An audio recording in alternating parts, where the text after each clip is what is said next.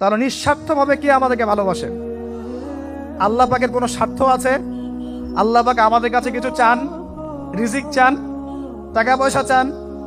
আল্লাহ পাকের যদি ইবাদত করে আমরা ছেড়ে দেই, আল্লাহর কোনো ক্ষতি হবে? আমরা ইবাদত করে ভাসিয়ে ফেললাম, আল্লাহর কোনো লাভ আছে? আল্লাহ পাকের শক্তি কি আরো বেড়ে যাবে না কমবে? নাকি যেমন আছে তেমনই থাকবে? আল্লাহ রাব্বুল আলামিনের শান শওকত কি আরো বেড়ে যাবে, নাকি আল্লাহ পাকের শান শওকত কমে যাবে? আল্লাহ রাব্বুল আলামিন যেমন, আল্লাহ পাক তেমনই থাকবেন, তাই নয় কি? আল্লাহ পাকের যে বিশাল খাজানা আছে, আমরা যদি ইবাদত করে ভাসিয়ে ফেলি, খাজানা কি বেড়ে যাবে? আমরা যদি সবাই ইবাদত করা ছেড়ে দেই, খাজানা কমে যাবে? আল্লাহ পাকের কোনো স্বার্থ আছে আমাদের ভালোবাসার? কোনো স্বার্থ নাই। তাহলে আল্লাহ পাক এই পুরো বিশ্ব জগৎ সৃষ্টি করেছেন নিঃস্বার্থভাবে, তার স্বার্থ ছাড়া। এত অসংখ্য নেয়ামতে আমাদেরকে ভর্তি করে রেখেছেন আমাদের স্বার্থে, তার কোনো স্বার্থ নাই। কোনো স্বার্থ আছে?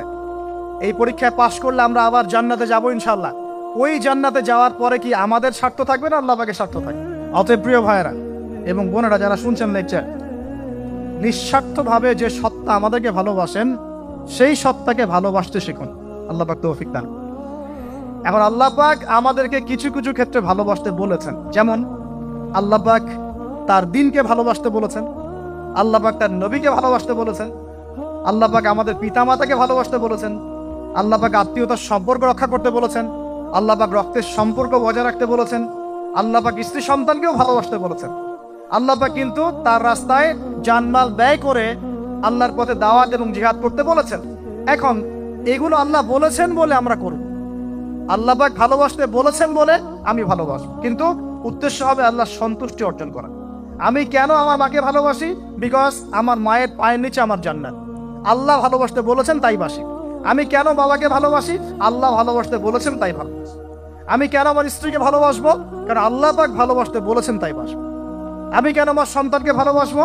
আল্লাহ পাক বলেছেন নেককার সন্তান আমার জন্য ওসিলা হবে, এজন্য ভালোবাসবো। আল্লাহ পাক আমাকে বলেছেন নবীকে ভালোবাসতে, আমি নবীকে ভালোবাসবো। আল্লাহ পাক যে বিষয়গুলোকে ভালোবাসতে বলেছেন আমরা অবশ্যই ভালোবাসবো ইনশাআল্লাহ। কিন্তু আল্লাহ পাক কি আমাকে হারাম এই 14ই ফেব্রুয়ারির এই ভ্যালেন্টাইন্স ডেকে ভালোবাসতে বলেছেন?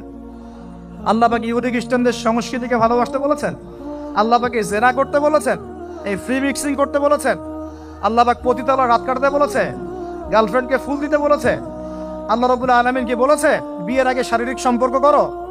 আল্লাহ পাক বলেছে যে আজকে সকালে সম্পর্ক করো, কালকে ব্রেকআপ, তারপর আরেকটা মেয়ের সাথে, তারপর আরেকটা ছেলের সাথে?